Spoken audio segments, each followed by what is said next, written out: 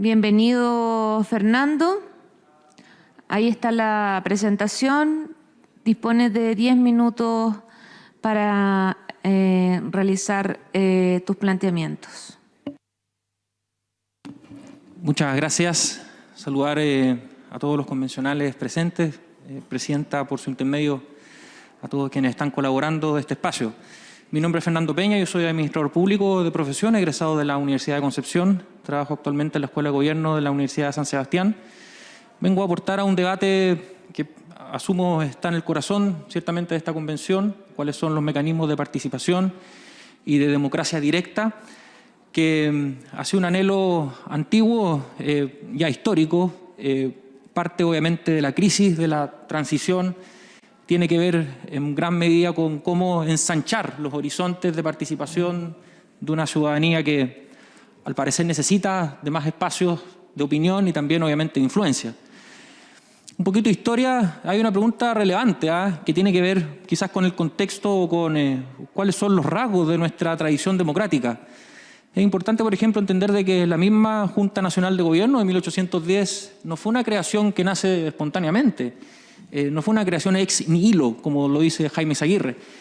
Más bien tiene una tradición o sus raíces puestas en los cabildos abiertos, clausurados cuando se funda la Real Audiencia en Chile, pero que vienen de un resabio colonial que estuvo muy presente en la Edad Media en Europa, de una tradición municipal que después obviamente nos permitió a nosotros con la Ley de Comuna Autónoma en 1891 comenzar a transitar en el desarrollo local y que ciertamente se va a ver enriquecido con la Constitución de 1925, que valga decir fue la primera constitución donde aparece la palabra democracia.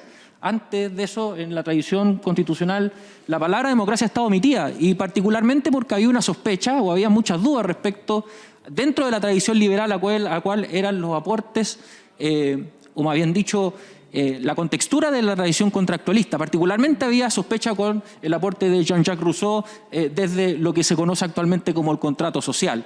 Y es por eso que la democracia aparece recién en el siglo XX. Y es interesante desde ese punto de vista entender, bueno, qué tan joven o qué tan adolescente finalmente es nuestra tradición democrática. Y en ese sentido, la Guerra Civil de 1891, las disputas entre el centro y el sur, que están muy bien documentadas por el profesor Armando Cartes Montori, profesor de nuestra Universidad de Concepción y también un gran regionalista, quienes entre otros han descrito cuáles han sido las seguidillas de quiebres y de disputas, no solamente entre el centro y el sur, sino que también entre las oligarquías, entre las élites, que fueron parte importante ciertamente de los conflictos bélicos y de las tensiones en el siglo XIX.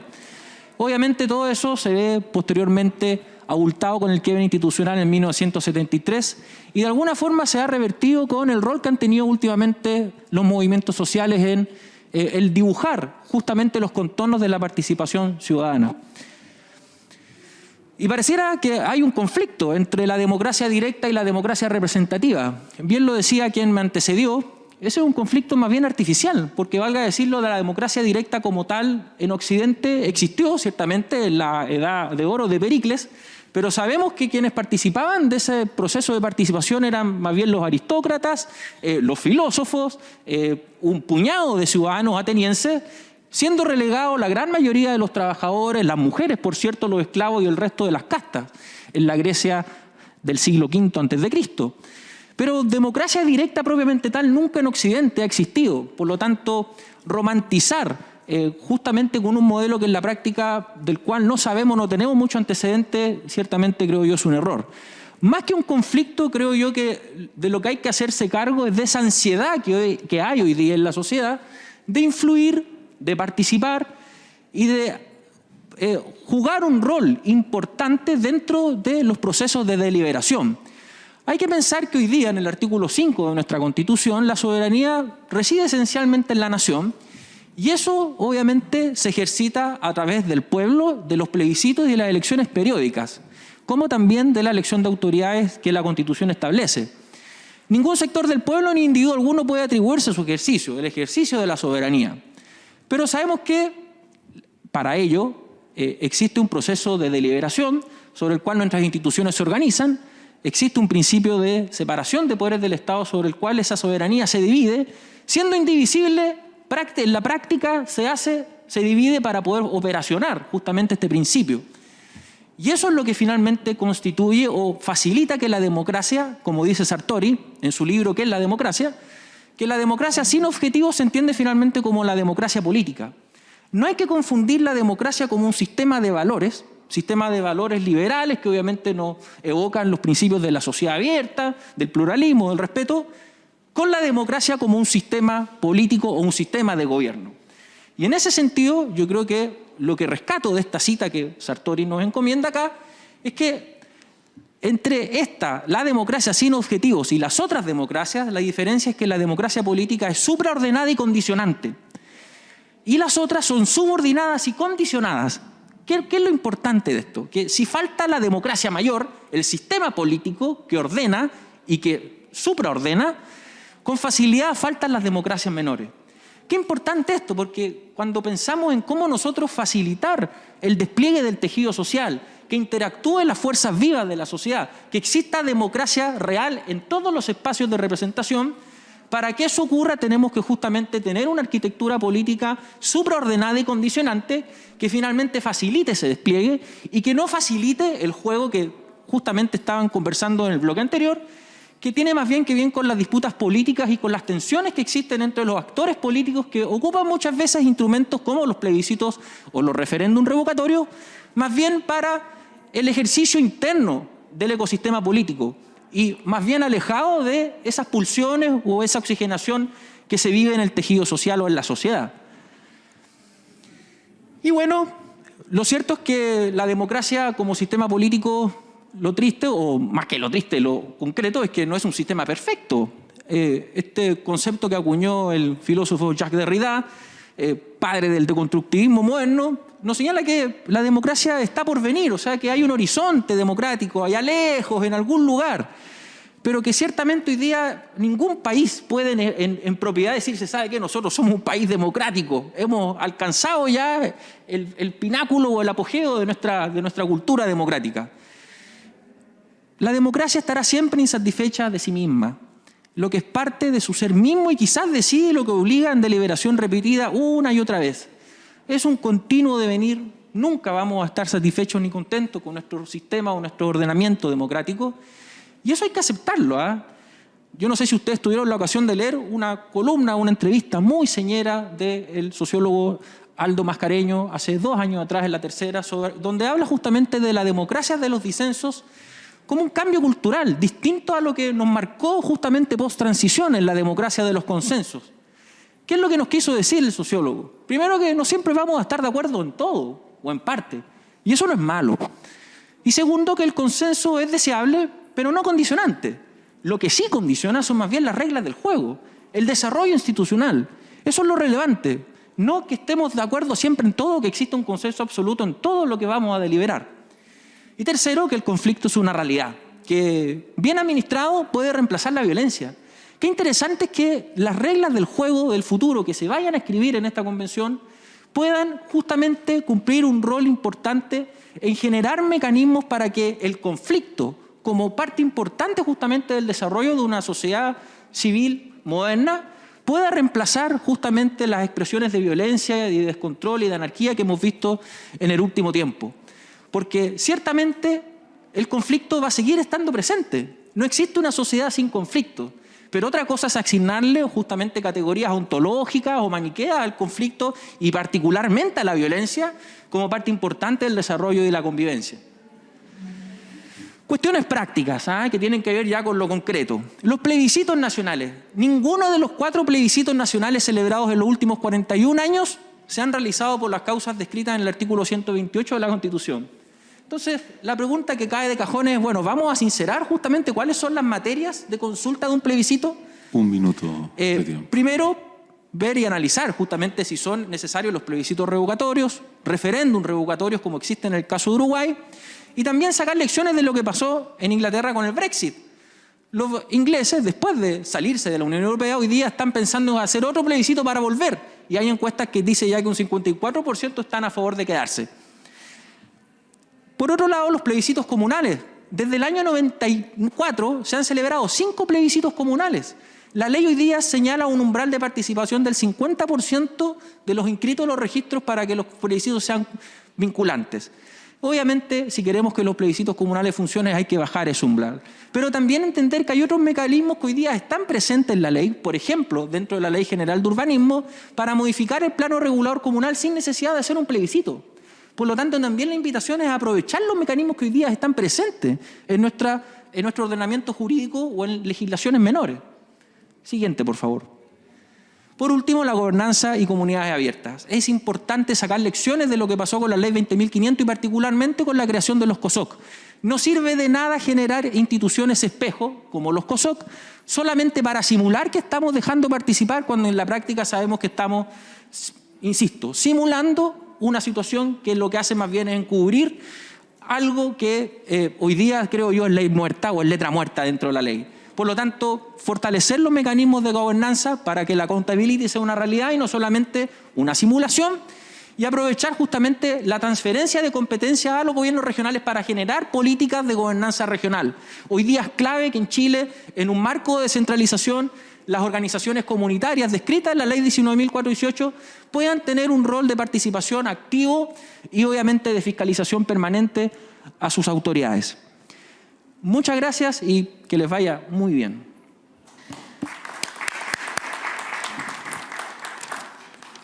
Muchas gracias, Fernando, por la presentación. ¿Alguna consulta? Loreto Eduardo, adelante, por favor. Gracias, Erika. No me quedó claro tu postura. Que en algún momento como que yo iba entendiendo que estabas apoyando, no sé si me queda claro si apoyas o no el tema de los plebiscitos o de qué manera crees tú efectivamente se puede generar plebiscitos que sean realmente representativos y que generen la participación que estamos buscando. Lo veníamos hablando también en las últimas 2 o 3 exposiciones, que gran parte de esos datos que tú señalas, sobre todo al final, están relacionados con la falta de educación y el cercenar el tema de la participación a través de una mala y nula educación cívica gestada por el Estado, que de a poco fue quitando esa atribución al único reducto que tenía esa posibilidad, que eran los profesores de historia. Primero eliminando educación cívica, porque era un ramo, era una asignatura, la eliminan, y luego como tema específico. Entonces, yo veo que ahí está la raíz de todo el problema. No sé si tú haces alguna reflexión con eso. Y como te señalaba, no me queda clara cuál es tu postura así como concreta, en específico, sobre este tema de la democracia representativa o directa. Si pudiera ser un poco más enfático para entender el fundamento de tu exposición para tomarlo en cuenta también en nuestra deliberación. Y te agradezco la energía, el tiempo que dedicaste, el estar acá. Es muy importante escuchar diversas opiniones sobre los mismos temas, porque si no se transforma como una especie de repetición de temas y tú nos señalas algo distinto que obviamente que tenemos que considerar. Eso, muchas gracias. Eduardo y Lisette. Y de ahí no nos queda más. Elisa. Gracias, coordinadora. Muchas gracias, Fernando, por tu presentación. Me quedo con este concepto de la tensión, ¿cierto?, entre, o aquellos que quieren pintar esta tensión entre la democracia representativa y la participativa. Pero yo creo que evidentemente que si hay una de esas dos dimensiones que no está funcionando, se generan problemas. Hoy día lo tenemos en Chile por falta de democracia participativa, pero también tenemos el problema de que la democracia representativa hoy día está tambaleándose mucho. Y particularmente por cómo están distribuidos los distritos, por el porcentaje de votos que están sacando las autoridades. Nosotros mismos, los constituyentes, tuvimos un promedio del 6% de los votos de un distrito, que además son megadistritos. Entonces mi pregunta es, más allá de avanzar en mecanismos de participación directa, que obviamente yo creo que esta Constitución lo va a hacer, ¿cómo fortalecemos también la democracia representativa que hoy día se está tambaleando muy fuertemente? Lisette, por favor. Sí, primero que todo, agradecer la exposición. Mi pregunta es bien puntual, porque mencionaste algunos elementos que ya se contemplan actualmente. Uno de los últimos ejemplos fue el COSOC con la ley 20.500. Sin embargo, el COSOC, pese a que existe esta figura, no tiene reales atribuciones y uno de los elementos que nos tienen ahora escribiendo esta nueva Constitución es precisamente porque no hay mecanismos mediante los cuales de una manera vinculante la y los soberanos puedan hacer uso en el fondo de su derecho democrático. Por tanto, no te escuché con respecto a tu postura, o en este caso de la presentación, de si entiendes la participación como vinculante o continuamos con la lógica consultiva, que es lo que hay actualmente. Muchas gracias. Y por último, Elisa. Sí, yo igual, una pregunta en términos de... Tú citaste los procesos históricos, ¿no?, que se dieron y que tal vez un plebiscito puede detener una guerra civil, una situación compleja. Lo que pasó en el 73, por ejemplo, no hubo la posibilidad de hacer un plebiscito y hubo un golpe que fue horroroso. Eso implica que nosotros estamos súper preocupados en términos de instalar mecanismos de resolución de conflictos y de democracia que impidan esos sacrificios tan fuertes. Pero por otro lado, tú citas que el conflicto bien administrado puede reemplazar la violencia. En Guaymapo hay un conflicto y el gobierno busca administrar ese conflicto y la violencia persiste. ¿Cómo podemos dialogar tu presentación para ser congruente entre un planteamiento y el otro? Bueno, primero agradecerles sus preguntas, agradecerle también, yo vengo de Concepción, así que para mí tiene una doble connotación especial el venir a esta convención. Mi postura es que en lo que tiene que ver con plebiscitos nacionales, creo yo que es necesario sincerar los temas para los cuales se pueden convocar plebiscitos. Hoy día la descripción de la Constitución permite un rol bastante acotado que en la práctica nunca se ha respetado. Y en el caso de los plebiscitos comunales, creo yo que para que funcionen se tiene que necesariamente bajar la posibilidad del umbral de votación para que sean vinculantes. Hoy día es de un 50% del padrón. Eso es altísimo. Creo que lo correcto es considerar un porcentaje de la última votación de la comuna y desde ahí tener un porcentaje o un umbral que permita que los plebiscitos se puedan realizar.